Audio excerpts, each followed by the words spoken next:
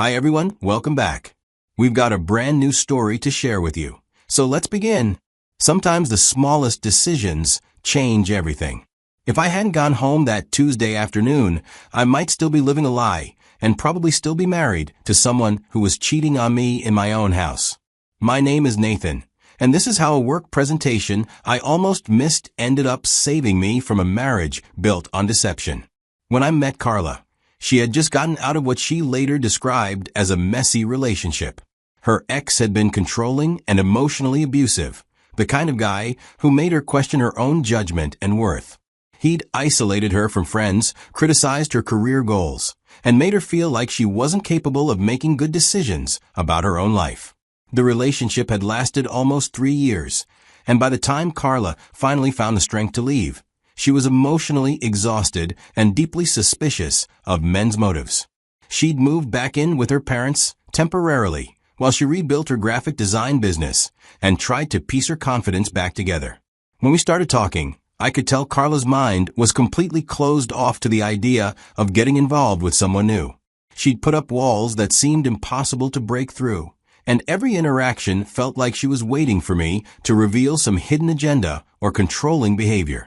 When I asked for her number after our first conversation, Carla said she wasn't interested in dating anyone and needed to focus on herself. When I suggested we meet for coffee again as friends, she explained that she was still healing from her past relationship and didn't want any complications in her life. But something about Carla made me want to prove that not all men were like her ex. I wasn't pushy or aggressive about pursuing her. I just consistently showed her through my actions that I was different from what she'd experienced before. I'd stop by a coffee shop she usually frequents when I knew she'd be there, asking about her work projects without expecting anything in return. While she was guarded, she did talk to me. I'd listen when Carla talked about her struggles with rebuilding her business and dealing with difficult clients, offering encouragement without trying to fix her problems or give unsolicited advice. I made it clear that I respected her independence and had no interest in controlling or changing her. She gave me her number and we kept in touch. Gradually, over the course of several months, Carla started to see the good in me and began to accept that I wasn't in her life to hurt her like her ex had done.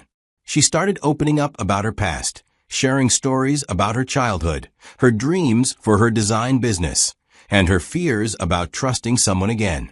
The walls Carla had built around her heart started coming down piece by piece as she realized I was genuinely interested in knowing her as a person, not in molding her into what I wanted her to be.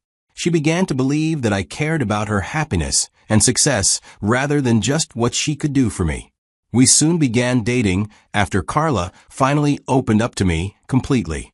It took about 4 months of patient friendship before she was ready to give our relationship a real chance, but the wait was absolutely worth it.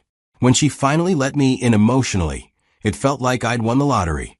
Carla was everything I wanted in a woman: intelligent, creative, independent, and beautiful in a way that took my breath away every time I looked at her.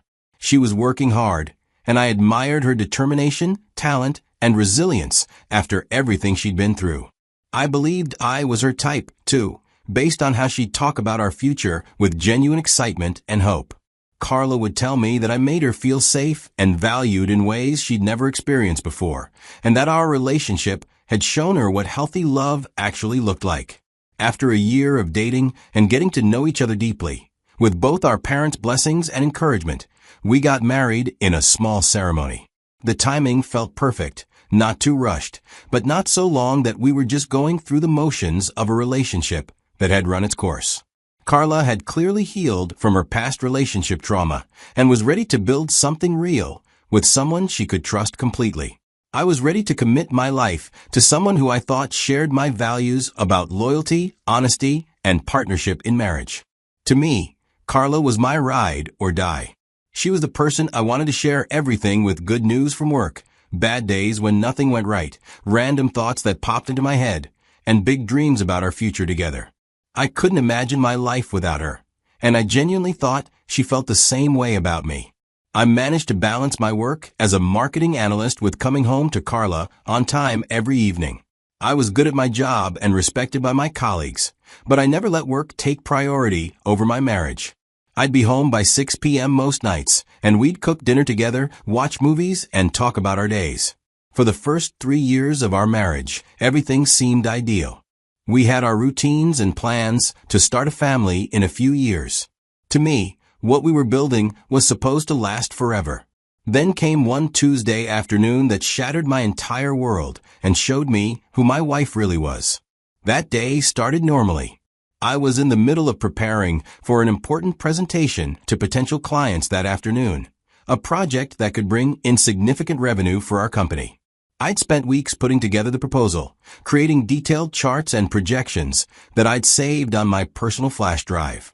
Around 1 p.m., as I was getting ready to head to the conference room for the 3 p.m. meeting, I realized that my flash drive wasn't in my laptop bag, where I always kept it. I checked my desk drawers, my briefcase, and every pocket of my jacket, but it was nowhere to be found in my office. Then I remembered that I'd been working on the presentation at home the night before, making some last-minute adjustments. I must have left the flash drive plugged into my home office computer when I went to bed. I didn't think it was necessary to call Carla to let her know I was coming home, since I wouldn't be spending any time at the house. My plan was simple. Drive home, grab the flash drive from my computer, and get back to the office in time for the meeting. The whole trip should take maybe 40 minutes, and I would be back early enough before the meeting. I got in my car and drove the familiar route to our house, thinking about the presentation and hoping the clients would be interested in our proposal. I wasn't worried about anything other than making sure I had all my materials ready and that the meeting would go smoothly. When I pulled onto our street, I saw a car I didn't recognize parked directly in front of our house. It was a black SUV that definitely didn't belong to anyone I know. Instead of pulling into our driveway like I normally would, I parked a bit further down the house, wondering who might be visiting Carla. I walked up to our front door, fishing my keys out of my pocket and not thinking about anything other than the possibility that Carla might have someone over for lunch. She sometimes had people over during the day for work meetings or social visits. I unlocked the front door and walked into our living room, and immediately saw something that made my whole world pause. It made no sense to my brain at first. Carla was making out on our sofa with a man I'd never seen before, with their clothes scattered around the floor in different directions. I stood there frozen, trying to process what I was seeing. This wasn't a business meeting or a friendly visit. My wife was having an affair with a stranger in our house, on the furniture we'd picked out together, in the space where we'd built our life as a married couple. I was heartbroken, devastated, and completely unable to believe what was happening in front of me. The woman I'd spent months convincing to trust me, who I'd married and promised to love forever, was betraying everything we'd built together with someone I'd never even seen before. When Carla and her affair partner finally noticed me standing there, they broke apart abruptly and jumped up from the sofa. The man started scrambling to put his shirt back on while Carla grabbed her clothes and tried to cover herself, both of them looking shocked and panicked at being caught. Carla immediately started pleading that it was all a mistake, that she hadn't planned for this to happen, and that she could explain everything if I'd just give her a chance. But I couldn't say anything in response. My throat felt like it was closed, and my mind was completely blank except for the image of what I'd just witnessed. I walked straight into my home office while Carla followed behind me, probably unsure of what I was planning to do or get. I unplugged the flash drive from my computer, put it in my pocket, and walked back out of the house to my car without saying a single word to either of them. For the rest of that day at the office, I wasn't myself at all. I felt like I was moving through thick fog, trying to function normally, while my mind kept replaying the scene I'd walked in on. Every time I closed my eyes, I could see Carla kissing that stranger on our sofa. I managed not to mess up the presentation with my emotional state, but it was obvious to everyone in the room that something was seriously wrong with me.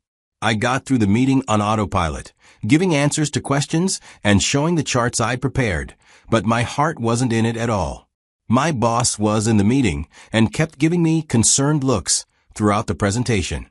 I was afraid he might confront me afterward about my performance or ask what was distracting me, but he didn't say anything when the clients left the conference room. When it was time for me to close for the day, which I usually did around 6 p.m. so I could get home to Carla, I couldn't find any strength to leave the office. Instead of packing up and heading home, I kept working on tasks that I normally would leave until the next day. I was going through emails, organizing files, and working on projects that weren't urgent, anything to avoid having to go home and face Carla and whatever conversation was waiting for me there. Even though I couldn't concentrate on anything properly, I kept forcing myself to stay busy. I didn't know how late it had gotten until my boss came by my desk when he was closing for the day. Most of the office was empty by then, and I was still sitting there staring at my computer screen, going through the same task over and over without really accomplishing anything meaningful. He looked at me with genuine concern and said, "Nathan, come with me." He didn't ask if I wanted to leave or if I had plans. He just told me to pack up my things and follow him. I shut down my computer, grabbed my jacket, and walked out to the parking lot with him. We got in our separate cars, and he led me to a quiet bar about 10 minutes from our office. It was the kind of place where you could have a real conversation without being interrupted by loud music or crowds of people. We found a table in the back corner and ordered drinks. My boss looked at me across the table and asked directly what was wrong, because he'd noticed that my behavior had completely changed from what it was in the morning to something totally different in the afternoon. He said it was obvious that something significant had happened, and he wanted to know if there was anything he could do to help. I completely broke down and told him everything. How I'd gone home to get my flash drive and found my wife, Carla, with another man, how they'd been making out on our sofa with their clothes scattered around, and how she'd pleaded that it was all a mistake when they got caught. I explained how much I loved Carla and had cared for her throughout our entire relationship, how I'd spent months convincing her to trust me after her abusive ex, and how I'd thought we had something real and permanent. The betrayal felt like it was destroying everything I believed about our marriage and my judgment of people. My boss listened to everything I said without interrupting me or trying to offer quick solutions. He just let me pour out all my pain and confusion while he sat there patiently, occasionally nodding to show he was following what I was telling him. After I was done explaining the whole situation and had gotten all my emotions out, he asked me what I planned to do next. Did I want to try to work things out with Carla? Was I thinking about divorce? Had I decided anything about how to handle this situation? I was shocked at how direct the question came. I told him honestly that I didn't know what to do. I felt completely lost and couldn't think clearly about anything beyond the image of walking in on my wife with another man. I hadn't been able to process the situation enough to make any decisions about my marriage or my future. My boss reminded me that no matter what happened with Carla or how this situation was resolved, I was the one in charge of my own life. I could allow what I'd seen to completely destroy me and define my future, or I could decide on the next line of action and stick with it, regardless of how difficult it might be. Then he told me about his own experience with betrayal. He said he hadn't been married in his situation, but there had been a woman he was completely devoted to who had also cheated on him. He'd planned to propose to her and had thought they were building toward marriage and a family together. When I asked him if that betrayal was the reason he'd never officially gotten married, he nodded and said yes. He explained that he'd never been able to get beyond that betrayal and had never trusted anyone enough since then to make that kind of commitment again. My boss, however, told me he wasn't asking me to be like him or make the same choices he'd made. But he wanted me to understand that the power to move forward with my life or stay stuck in this painful place was completely in my hands. I could choose to let this define me, or I could choose to take control and decide what came next. We sat there for another hour, having a few drinks and talking about life, relationships, and the difficulty of trusting people when they've shown you they're capable of betraying that trust. He shared more about his own experience and how it had shaped his approach to relationships over the years. When we finally ended the night and went to our separate cars, I felt grateful to have a boss who cared enough about me as a person to spend his evening helping me process one of the worst days of my life. His perspective and advice had given me some clarity about my situation. When I got home that night, Carla was waiting for me in the living room with a prepared speech about how the affair was a mistake, how it had been an unplanned situation that got out of hand, and how she wanted to work on our marriage and rebuild my trust. She explained that the man I'd caught her with was a personal trainer from her gym who had been helping her with her fitness goals. According to Carla, they developed a friendship that had gradually become inappropriate. And that afternoon was the first time anything physical had happened between them. Carla insisted that she loved me and didn't want to lose our marriage over what she called a moment of weakness and poor judgment.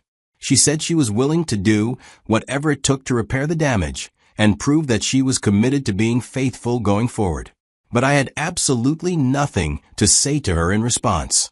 I couldn't find any words that seemed adequate for the situation, and I didn't trust myself to speak without saying things that would make the situation even worse than it already was.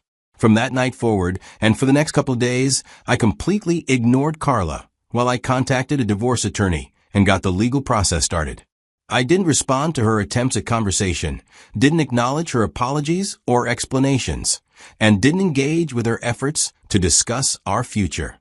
I slept in the guest room, left for work early, came home late, and generally acted like Carla didn't exist in my life anymore because, to be honest, she didn't.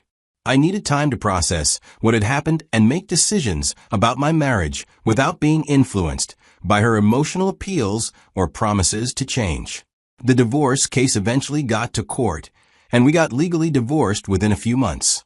The process was relatively straightforward since we didn't have children together and hadn't accumulated many major assets during our short marriage. Carla didn't contest the divorce or try to drag out the proceedings. Throughout the entire legal process, I felt like there was absolutely no way I could forgive Carla for having an intimate relationship with another man in our house, on our furniture, in the space where we'd built our life together. The betrayal felt too fundamental and too disrespectful to overcome. The image of seeing Carla with another man on our sofa haunted me constantly until the divorce was completed and I could start moving forward with my life. I couldn't stop thinking about how long the affair had been going on, how many times they'd been together in our house, and how naive I'd been about what was happening. Looking back on everything now, I still believe in love and the possibility of finding someone trustworthy to build a life with. But I'll never again be with a woman who would cheat on me in my own house and then claim it was just a mistake that didn't mean anything. My boss's advice that night at the bar probably saved me from making the mistake of trying to reconcile with someone who had shown me exactly who she was when she thought I wouldn't find out. Some betrayals are too fundamental to forgive, and some people show you through their actions that they're not worthy of your trust. I'm grateful for that forgotten flash drive, as strange as that sounds. If I hadn't needed to go home that afternoon, I might have continued living in a marriage built on lies for months or years longer. Sometimes the worst day of your life is also the day that saves you from wasting more time on the wrong person. The whole experience taught me that actions reveal character in ways that words never can. Carla could apologize and make promises about changing, but what she did that afternoon showed me who she really was when she thought no one was watching. That's the person I would have been married to, not the person she pretended to be when I was around. Today, I'm rebuilding my life with a much clearer understanding of what I will and won't accept in a relationship. I'm not bitter or closed off to love, but I'm definitely more careful about trusting people and more aware of red flags that I might have ignored before. My boss and I still work together, and occasionally we'll grab drinks after work and talk about life. He's become more than just my boss. He's a mentor and friend who helped me through one of the most difficult periods of my life. I'll always be grateful for his wisdom and support during those dark days. The lesson I learned is simple. When someone shows you who they really are, believe them the first time. Carla showed me that she was capable of betraying the person who loved her most in the place that was supposed to be sacred to our marriage. That told me everything I needed to know about our future together. Sometimes the best thing that can happen to you is discovering the truth about someone before you waste any more years building a life with them. My marriage to Carla was short, but it taught me valuable lessons about trust, respect, and the importance of choosing partners who share your values about loyalty and commitment. I'm in a better place now than I was during those confusing months when I was trying to make sense of Carla's betrayal. Time and distance have given me perspective on the situation and confidence that I made the right decision to end things quickly rather than trying to rebuild trust that had been fundamentally broken. The flash drive incident changed my life in ways I never could have predicted, but ultimately it led me away from a marriage that was built on deception and toward a future where I can find someone who actually deserves the love and commitment I have to offer.